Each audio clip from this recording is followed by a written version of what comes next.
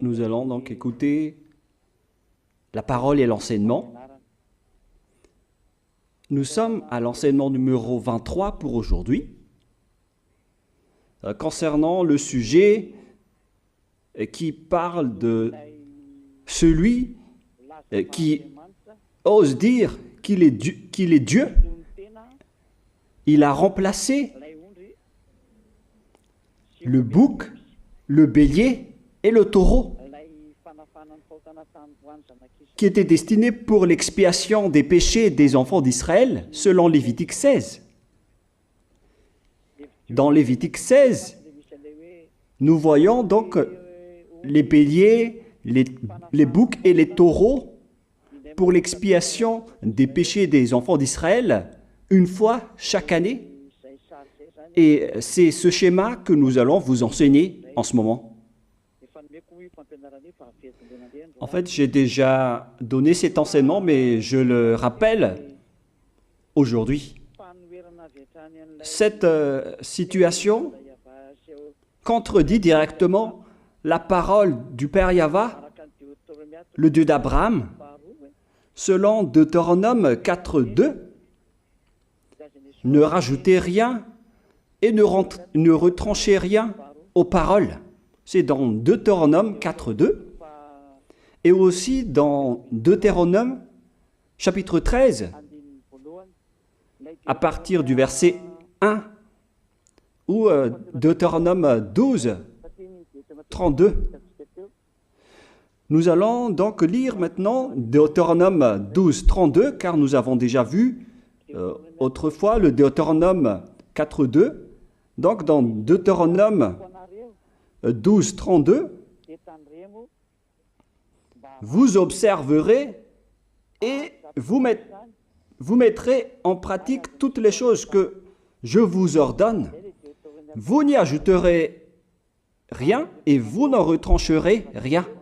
Voilà donc dans le Deutéronome 12, 32. Et dans Deutéronome 4.2, je vais répéter, Deutéronome 4.2, vous n'ajouterez rien à ce que je vous prescris et vous n'en retrancherez rien, mais vous observerez les commandements de Yahva, votre Dieu, tels que je vous les prescris. Cette parole précise bien alors que il ne faut pas rajouter ni retrancher les paroles que je vous ai données. De quelles paroles parle-t-on? Nous allons lire Lévitique chapitre 16 pour voir quelles sont les lois d'expiation des péchés pour les enfants d'Israël. Les voilà. C'est dans Lévitique chapitre 16, verset 3 d'abord, pour commencer. Voilà donc ce qu'on ne doit pas changer, alors que nous avons tous su, nous avons tous vu qu'ils les ont remplacés par Jésus ou Jesus. Ce n'est pas une diffamation, nous le voyons tous. Alors que chacun réfléchisse, Lévitique chapitre 16, verset 3. Voici de quelle manière Aaron entrera dans le sanctuaire. Il prendra un jeune taureau pour le sacrifice d'expiation et un bélier pour l'holocauste. Voilà, nous le voyons tous clairement, cette parole. Il existe donc le fait d'apporter un jeune taureau pour le sacrifice d'expiation, ainsi qu'un bélier pour l'holocauste. Verset 5. Il recevra de l'assemblée des enfants d'Israël 2 boucs pour le sacrifice d'expiation et un bélier pour l'holocauste. C'est-à-dire, en même temps, il y a un sacrifice de taureau, de bélier et de bouc. Lévitique chapitre 16, toujours, mais dans le verset 34. Ce sera pour vous une loi perpétuelle. Voilà. Il se fera une fois chaque année l'expiation pour les enfants d'Israël à cause de leurs péchés.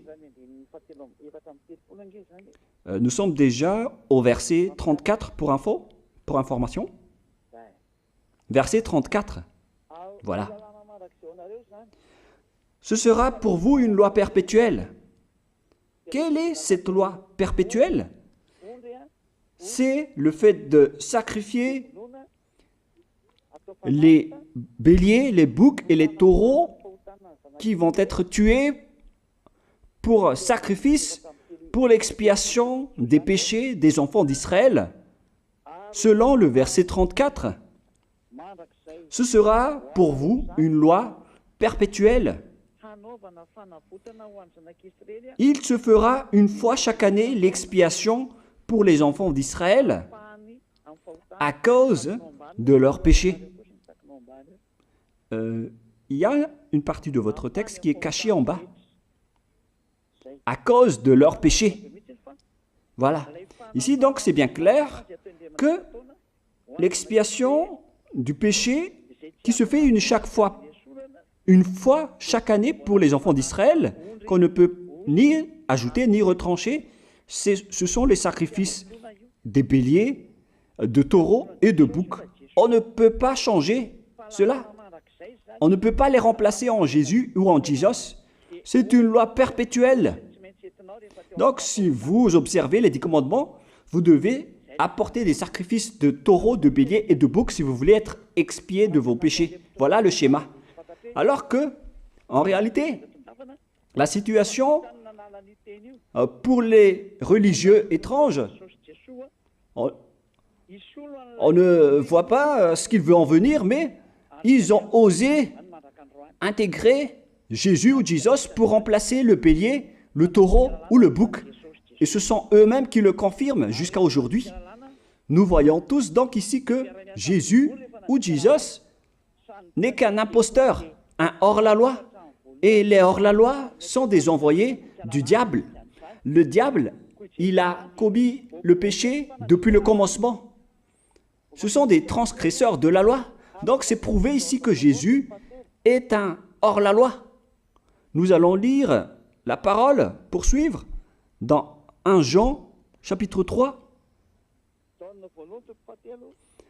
1 Jean, chapitre 3, à partir du verset 4.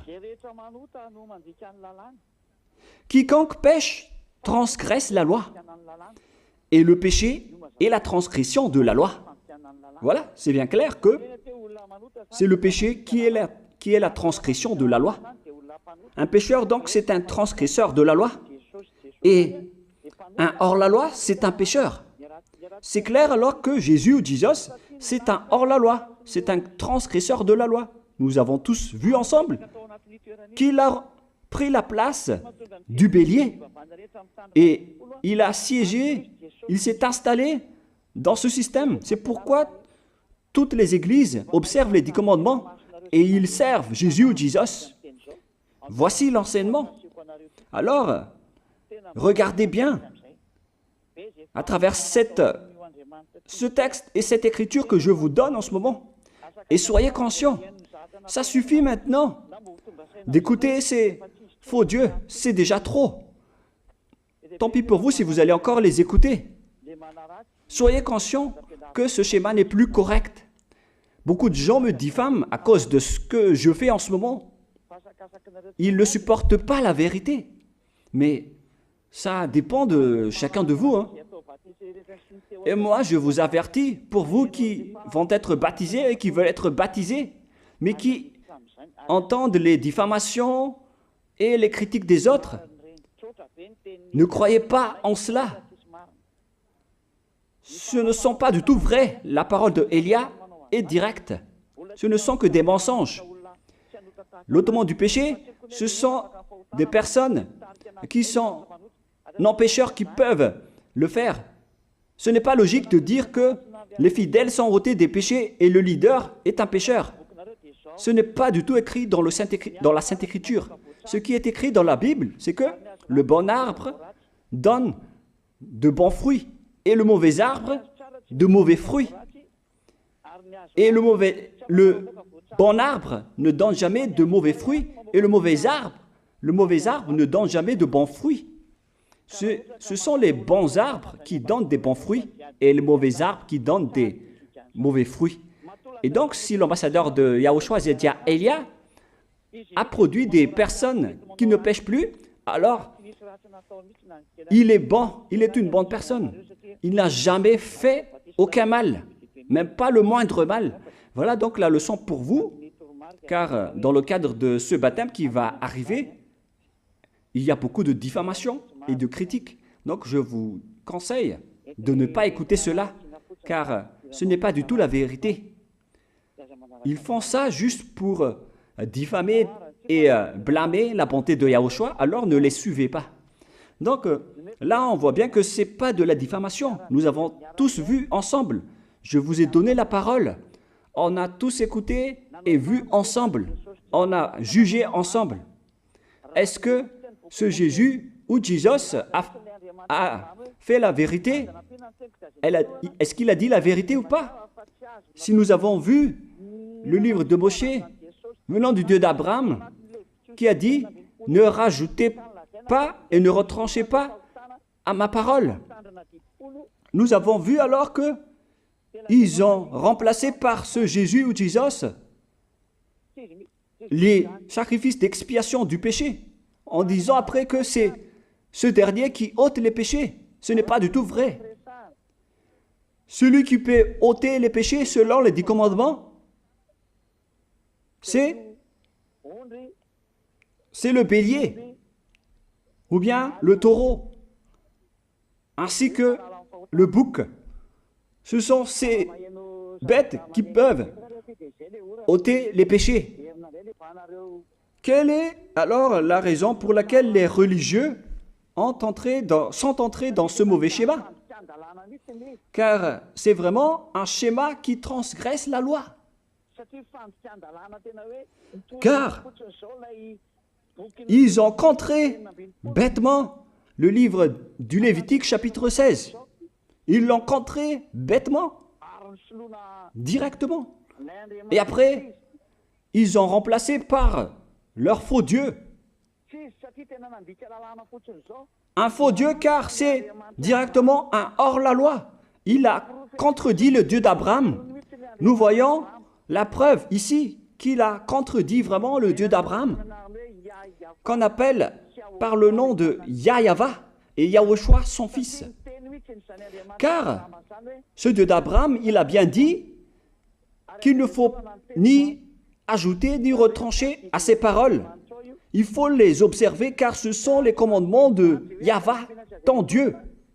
Et ces lois qu'on ne doit pas rajouter ni retrancher veut dire qu'il ne faut pas toucher au Lévitique chapitre 16, car c'est ce livre qui ôte les péchés. Alors que nous voyons tous que personne ne le pratique plus. Si les 10 commandements, si les prêtres et les pasteurs pratiquent bien les 10 commandements, alors ils doivent faire le sacrifice de bélier et de taureau et de bouc pour l'expiation de leurs péchés. Alors que nous voyons tous que personne ne le fait plus. Alors qu'en même temps, ils observent les 10 commandements. C'est donc de la transgression de la loi. Et en plus, ils ont enlevé le Lévitique 16 en le remplaçant par Jésus ou Jésus. C'est-à-dire qu'ils ont contredit la parole du vrai Dieu, le Dieu d'Abraham. Et est-ce que vous allez encore oser contredire cette vérité? Est-ce que vous allez encore dire que vous êtes dans la vérité, que vous êtes dans la justice? Mais qu'est-ce que vous cherchez? Vous cherchez à prier et à servir le Dieu d'Abraham. Si vous voulez servir le Dieu d'Abraham, vous n'allez pas enlever le Lévitique 16, vous allez restaurer le Lévitique 16. Mais est-ce que vous allez encore oser le faire? Est-ce que vous pouvez encore le faire? La réponse, non. Vous ne pouvez plus le faire. Alors que il s'agit de l'expiation de vos péchés. Et dans ce cas-là, c'est obligatoire de le faire. J'ai expliqué l'essentiel jusque-là, et après je vais vous donner la raison pour laquelle ils ont fait cette grande folie en intégrant dans le Lévitique 16, à la place du Lévitique 16, leur faux Dieu. C'est vraiment de la transgression de la loi. Vous n'avez pas servi le Dieu d'Abraham.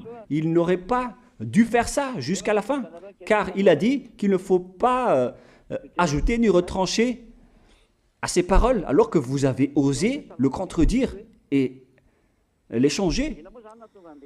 Nous allons donc voir maintenant dans Psaume chapitre 40, quelle est la raison pour laquelle les prêtres et les religieux ont arrêté le Lévitique 16 en le remplaçant par Jésus ou Jesus pour remplacer les boucs, le bélier et les taureaux. Et je vais vous expliquer la raison. Et eux, ils ne peuvent pas le nier car ils l'ont fait. Et si, par exemple, ils ne connaissent pas, alors il ne faut plus faire du n'importe quoi. Il faut que vous soyez enseigné par Élia, si vous voulez encore sauver votre esprit. Mais si vous ne voulez pas, alors tant pis pour vous et assumez les conséquences. Psaume chapitre 40, versets 6 à 8. Psaume 40, versets 6 à 8. Voilà donc le dégât qu'ils ont subi. Tu ne désires ni sacrifice ni offrande. Tu m'as ouvert les oreilles. Là, ils ont bien entendu et écouté que Dieu ne désire plus leur sacrifice et tout ce qui concerne ce sujet. Tu ne demandes ni holocauste, ni victime expiatoire. Ici donc, on est arrivé au stade où on n'a plus besoin des sacrifices. D'après ce schéma, alors, le Lévitique 16 a été supprimé. Et logiquement, puisque c'est une alliance qui a été détruite, alors on ne peut plus y entrer, car on ne peut pas ajouter ni retrancher aux paroles. Et donc, si on ne peut pas y entrer d'après la parole qui dit qu'on ne peut pas rajouter ni retrancher, si le Dieu d'Abraham a interdit le sacerdoce, alors logiquement, vous ne devez plus y entrer. Sinon, vous allez vous autoproclamer en tant que pécheur à jamais, alors que les pécheurs et les malfaiteurs n'iront jamais au ciel des cieux. C'est clair alors que c'est devenu un sens interdit, les 10 commandements et les lois de Moïse, d'après ce schéma, car c'est la relation avec le Père Yahva qui a été détruite, qui a été supprimée, car il n'y a plus d'expiation de péché pour vous. Alors vous êtes fous si vous allez encore entrer dans ce schéma. C'est pourquoi on a besoin d'une nouvelle alliance, car l'alliance des 10 commandements et les lois de Moïse ne sont plus correctes. C'est devenu supprimé, car on ne peut plus faire le sacerdoce, mais les religieux ainsi que les faux dieux, ils ne se sont pas... ils ont facilité les choses en intégrant leur faux dieu à la place du bélier, du bouc et du taureau. Et voilà, c'est bien clair. Et d'après eux-mêmes, ils ont dit que l'intégration de Jésus ou de Jesus, c'est d'après ce livre des psaumes. Vous voyez que ici, je n'ai pas dit du n'importe quoi, c'est la vérité que j'ai dit. Je n'ai pas incriminé qui que ce soit. C'est vraiment la réalité, la vérité. Alors, ici, on prouve bien que ça a été supprimé, ce n'est plus autorisé. Et c'est encore confirmé dans Ésaïe 66.3 que celui qui fait des sacrifices, c'est comme celui qui fait de l'idolâtrie. Celui qui immole un bœuf est comme celui qui tuerait un homme. Celui qui sacrifie un agneau est comme celui qui romperait la nuque à un chien. C'est vraiment toute une histoire si vous allez faire cela. Celui qui présente une offrande est comme celui qui répandrait le sang d'un porc. Alors qu'à l'époque des 10 commandements, c'était carrément interdit. celui qui brûle de l'encens est comme celui qui adorait des idoles. Ici donc, toutes les sortes de sacrifices ont été bloqués. C'est devenu interdit. C'est pourquoi le faux Dieu est entré dans Lévitique chapitre 16. Alors qu'ils n'ont pas du tout vu de leurs yeux qu'on ne peut pas ajouter ni retrancher aux paroles. Ils n'ont jamais vu et connu ces paroles. Il a fallu attendre l'arrivée de Élia pour vous montrer toute la vérité, pour vous montrer toutes les vraies paroles. Alors, il faut suivre Élia. Suivez Élia. Et c'est ce terme qui dit de suivre Élia que les gens ne supportent pas du tout. Mais qu'est-ce que je vais dire d'autre? Je vais vous dire de suivre qui? Alors que vous êtes tous pécheurs. Est-ce que vous allez suivre les pécheurs pour aller en enfer? Vaut mieux suivre Élia, car ceux qui l'ont suivi ne pêchent plus. C'est quoi le problème? Si c'est de la jalousie, alors vous n'êtes pas du tout sage. Mais si vous êtes sage, vous devrez être content en m'écoutant.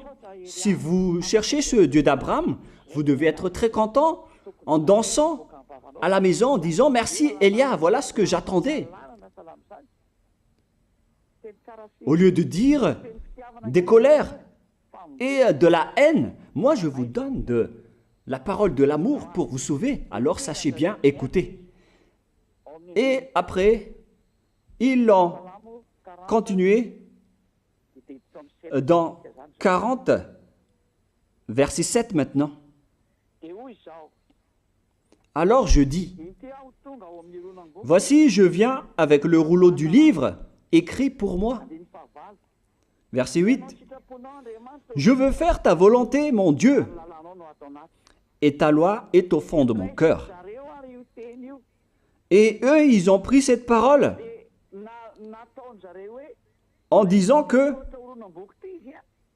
nous avons vu ce terme de rouleau du livre et directement, ils ont dit que on doit intégrer dans les 10 commandements le Fils du Très-Haut qui s'appelle Yahushua.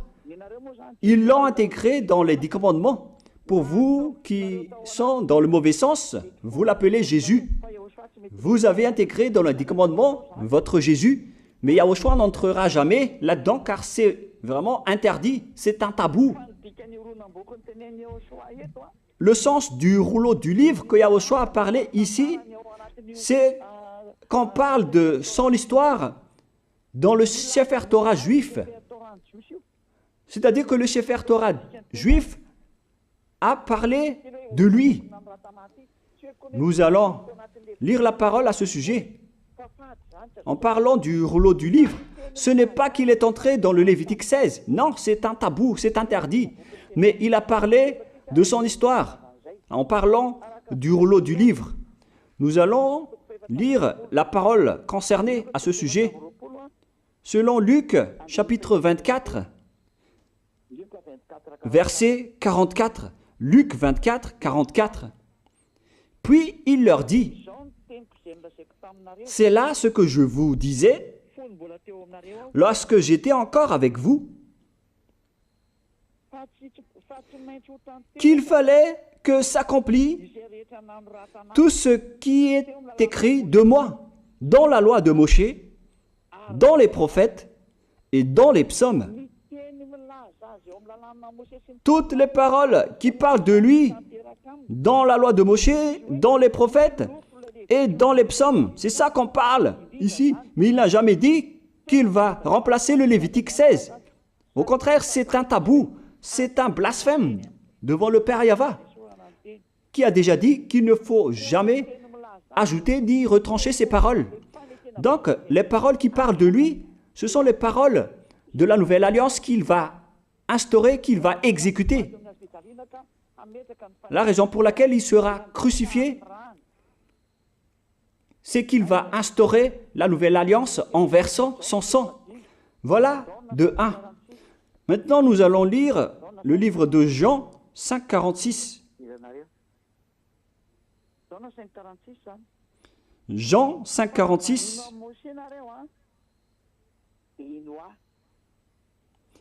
Alors, car si vous croyez en Moshe, vous me croiriez aussi, parce qu'il a écrit de moi.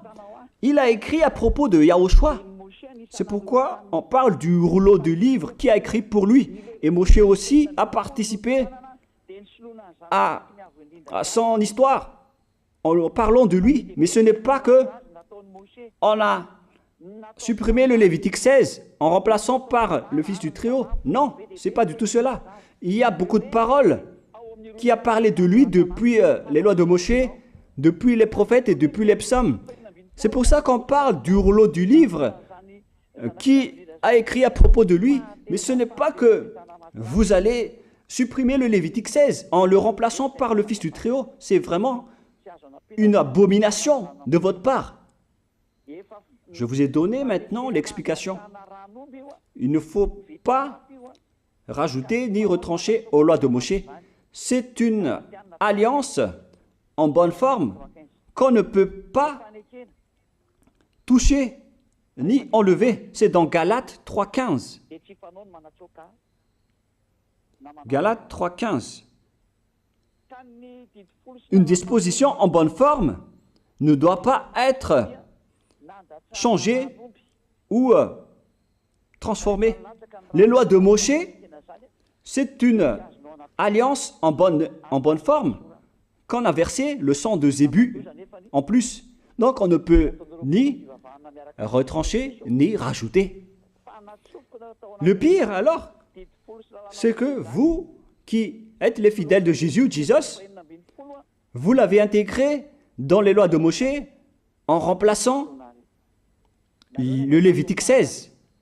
On parle de votre Jésus ou Jesus. Je vous pose la question, est-ce que vous oserez dire que vous n'êtes pas pécheur à ce sujet? Car c'est vraiment de la transgression de la loi de la part de votre faux Dieu. Donc s'il est pécheur, alors logiquement vous êtes aussi pécheur. Et vous-même, vous avez dit que vous êtes pécheur. Voilà ce que vous avez fait. Et vous n'allez jamais être épargné. C'est pourquoi je vous appelle tous maintenant. Soyez baptisés et sauvez votre chemin, c'est-à-dire votre esprit. Sauvez votre esprit car il ira en enfer si vous ne le sauvez pas. Pour vous qui serez baptisés bientôt, l'explication est claire. Alors prenez une décision maintenant. N'écoutez jamais les diffamations qui sont faites par les diables. Ce sont eux qui vous empêchent d'aller vers la vérité. Ne soyez plus des poubelles dans votre conscience. N'acceptez plus cela. Il faut écouter l'envoyé du ciel des cieux, c'est-à-dire moi. Voilà l'explication. Vous avez fait du n'importe quoi avec votre faux Dieu. C'est votre faux Dieu qui a péché au commencement. Et logiquement, donc, vous avez tous aussi transgressé la loi avec lui. Et maintenant, vous êtes tous dans le péché. Et vous vous abritez dans la parole qui dit Dieu n'est pas venu pour appeler les justes, mais les pécheurs, pour se repentir. Le problème, c'est que c'est votre Dieu qui est vraiment un pécheur. Voilà le schéma qui prouve qu'il est pécheur. Donc, je vous souhaite à tous d'être bénis par Yahushua. Prions ensemble. Merci infiniment, Père Yahva, pour cette parole. Une parole qui conscientise les gens pour se retourner vers toi et pour faire rester fermes tous les enfants du Très-Haut, les personnes que tu as déjà choisies, pour qu'ils restent bien fermes dans le service, et pour ceux qui sont encore à l'extérieur, qu'ils courent vers Elia, car Elia et toi, Yahushua, vous êtes uniques. Merci infiniment, Père Yahva. Merci infiniment, Yahushua. Sauve les gens pour qu'ils soient intégrés au ciel des cieux, pour que les gens écoutent la parole, Père Yahva, Yahushua, toutes les paroles que j'ai montrées. Confirme toutes mes paroles, Yahushua et Père Yahva, pour la gloire de vos noms si saints. Merci pour ta bonté et pour ta grâce. Au nom de toi, Yahushua, je fais toutes ces prières. Alléluia, Amen. Donc, je vous souhaite à tous d'être bénis par Yahushua et à demain. Au revoir.